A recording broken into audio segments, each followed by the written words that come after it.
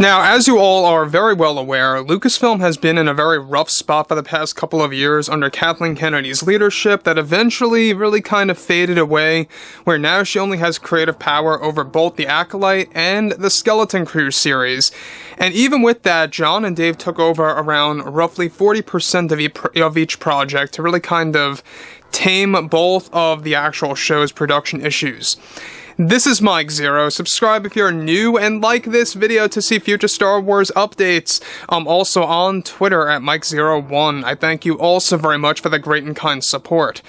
Now, given that there's a lot of things happening between both Bob Iger, the Disney executives, the board, as well as Kathleen Kennedy, there's been a big shakeup going on there. The fired Disney CEO, Bob Chapek, alright, has been talking quite a bit lately to the fans about what he was actually, going through when he was running things over at Disney, things that were happening over at Lucasfilm behind the scenes, all these different things that have been coming to light all thanks to Chapek. Now, Iger thankfully picked up on some of Chapek's attempts to literally restore the Star Wars universe and to kind of just level out Lucasfilm and rebrand the company and make it a better driven atmosphere, workplace-wise, and all these different, avenues to take.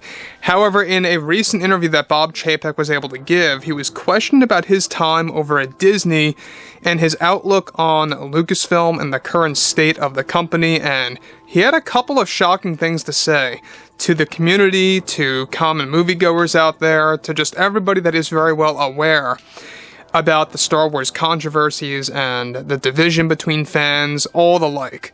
So, Chapek had something very valuable to deliver to the fans that I think is going to provide a different perspective on him. Now, with Disney and Lucasfilm now focusing on new projects, both John and Dave are getting ready to work on the second season of Ahsoka, all ready for the fans. However, in a recent interview with fired Disney CEO Bob Chapek, he recently was able to reveal the truth about Lucasfilm and their big agenda that Iger is now trying to dismantle.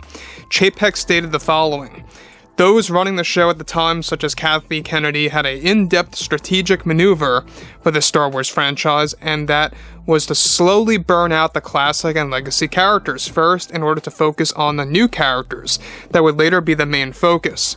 They didn't want to cut out proper characters first at a rapid rate, but progressively, and properly respect those characters that George created, as they knew it would limit their ability to create new ones that would be profitable for Disney, both for merchandising and for rewatch value in live-action projects. This was a strategy that I thought and thoroughly was against and was fighting to put an end to and bring it to an official halt, which thanks fully, of course, to Iger, which he recently did. Kathleen Kennedy wanted to progressively diminish the value of already established characters to sort of create a better side-by-side comparison for her new characters being introduced."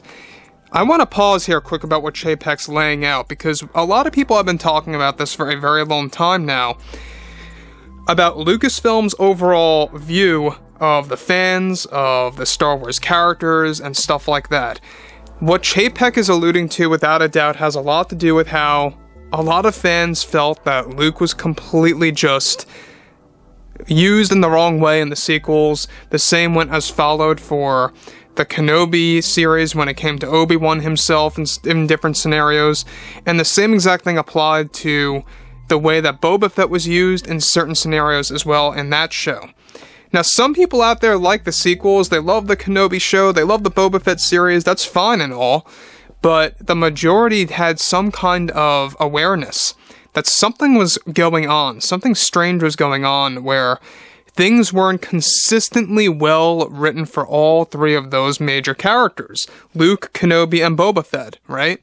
Major characters from, the originals and the prequels. So, moving to what Bob Chapek had to say here, really kind of exposing Lucasfilm's initial agenda that was driven by Kathleen Kennedy, that he was the one who initiated the plan to put an end to all of this, and Iger thankfully picked up on that by allowing John and Dave to do whatever they have to do to make things work, which is exactly why they are now officially focusing on the established characters mainly. It's why they already have a second season of Ahsoka already mapped out and greenlit, as well as another show that's going to feature Luke Skywalker heavily.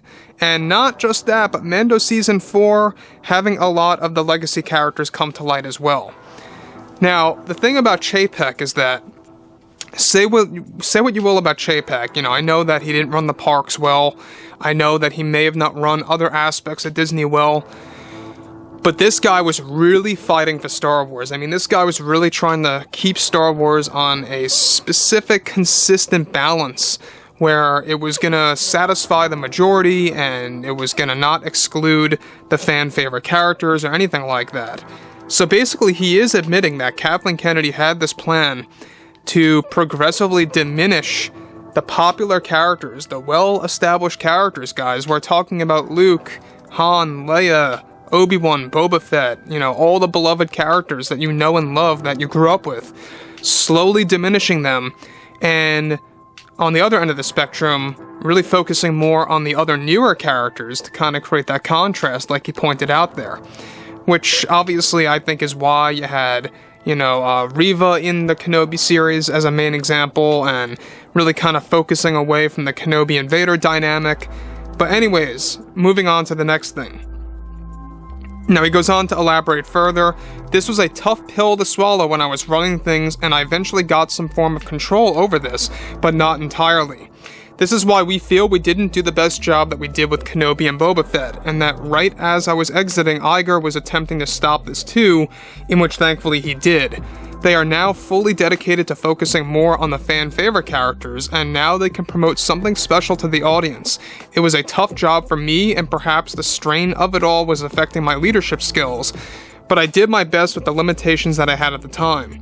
It was something that took meeting up with the board to agree on something worthwhile that was passed on to Iger to eliminate all of this. Now, here's the other side of the spectrum here too, is that we know that Iger and Chapek had a very rough falling out, had a very awkward exit, if you will, when Chapek was leaving, Iger was coming back. It was a very awkward transition to them. They never really got along, per se.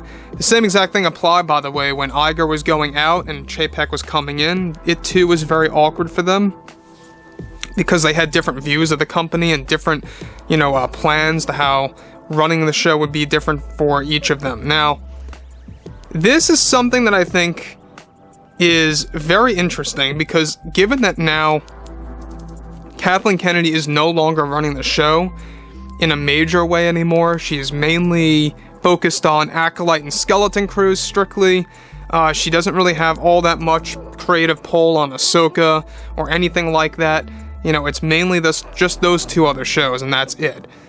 So I think that, you know, John and Dave, they have a great idea of where things are going. They know what the fans want to see on the big screen. It's all really about providing fans just pure, fun, entertaining content, and that's all that they really care about right now. So, anyways, fill me in below in the comments what you all have to say about this, and if you guys did enjoy the content for today, make sure to drop a thumbs up on this video to support the channel. I thank you all so very much for the kind support, and I'll catch you guys next time.